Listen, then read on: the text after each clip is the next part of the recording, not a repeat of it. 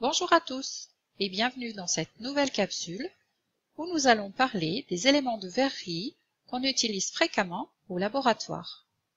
Dans la suite de la vidéo, chaque élément de verrerie sera identifié par une photo située sur la gauche de l'écran, un nom situé en bas à droite et la représentation à utiliser pour schématiser l'élément dans une expérience. Penchons-nous sur une première catégorie qu'on appelle la verrerie de stockage. C'est l'ensemble des récipients qui permettent de stocker des liquides.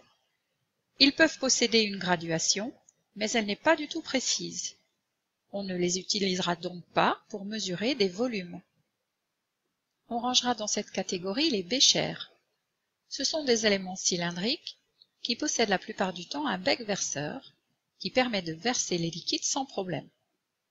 Ce sont des éléments de verrerie qui sont utilisés pour contenir par exemple des réactifs à utiliser lorsqu'on prépare une réaction. Dans la même catégorie, on trouvera des Erlenmeyer. Ce sont des récipients à forme conique munis d'un col sans bec verseur en partie supérieure. Ils possèdent également une graduation, mais tout comme le bécher, elle est peu précise.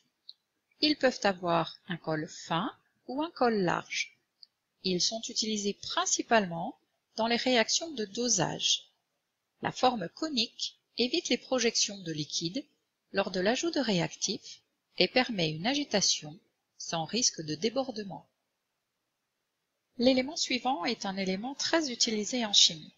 Il s'agit du tube à essai. C'est un récipient cylindrique qui permet de contenir de petites quantités. En règle générale, les tubes à essai ne sont pas gradués. Pour les maintenir, on utilise des porte-tubes à essai que l'on ne schématise pas lorsqu'on veut faire le schéma d'une expérience. Ils sont utilisés principalement dans les réactions de caractérisation, comme par exemple les tests des ions. On trouve également dans les laboratoires des éléments de verrerie de stockage que l'on appelle des verres à pied. Ce sont des éléments qui sont en verre très épais, qui peuvent être gradués ou non, et qui ont une contenance variable. Ils sont également munis d'un bec verseur afin de contrôler le versement des liquides. Dernier élément que l'on mettra dans cette catégorie de verrerie de stockage, ce sont les verres de montre. Il s'agit de pièces de verrerie dont le fond est arrondi et qui permettent de stocker principalement des solides. La deuxième catégorie de verrerie est celle de prélèvement ou de mesure. Elle est utilisée pour prélever des volumes précis de liquide. On distingue deux types de verrerie, celle qui est graduée et celle qui est jaugée.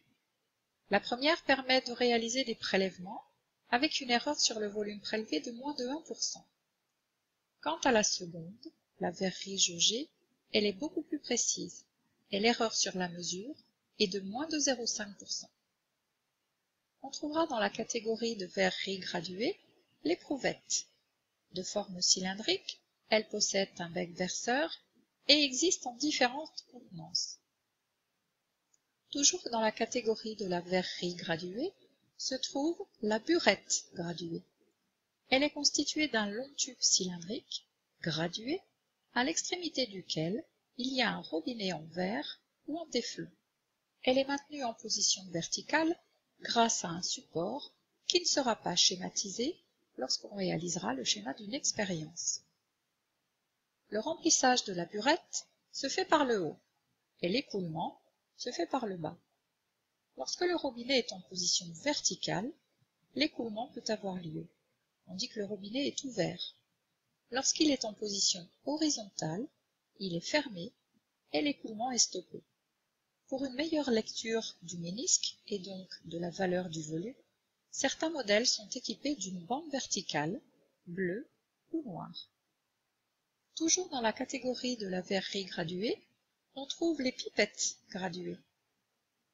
Une pipette peut permettre de prélever plusieurs volumes différents.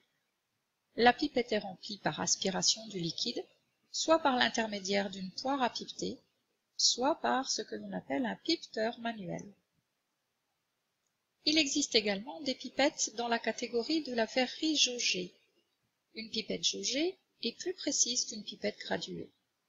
Par contre, une pipette jaugée ne peut mesurer qu'un seul et unique volume. C'est pourquoi il faut choisir la pipette jaugée correspondant au volume à prélever. On utilise également des piveteurs pour aspirer le liquide dans la pipette jusqu'au trait supérieur. Attention cependant, certaines pipettes possèdent deux traits. Le volume exact se trouve entre ces deux traits et il faudra être vigilant et ne pas laisser s'écouler le liquide après le deuxième trait pour bien respecter le volume prélevé. Un deuxième élément de verrerie fait partie de la catégorie des éléments jaugés. Il s'agit de la fiole jaugée. On l'utilise principalement pour préparer des solutions de volume précis. Il existe des fioles jaugées de plusieurs contenances et le volume est déterminé par le trait sur le col de la fiole. Passons maintenant à quelques autres éléments de verrerie que l'on va utiliser en chimie. Voici l'ampoule à décanter. Elle est utilisée dans la réalisation de séparation et d'extraction de mélanges liquides non miscibles. Le mélange est ajouté par le haut de l'ampoule et il est soutiré par le robinet qui se trouve dans la partie inférieure. Tout comme la burette graduée, lorsque le robinet est en position verticale, le liquide s'écoule à condition d'avoir enlevé le bouchon de la partie supérieure. On trouve également des cristallisoires. Ce sont des éléments de verrerie qui servent lorsqu'on fait cristalliser un solide. Ils sont à cet effet remplis de glace.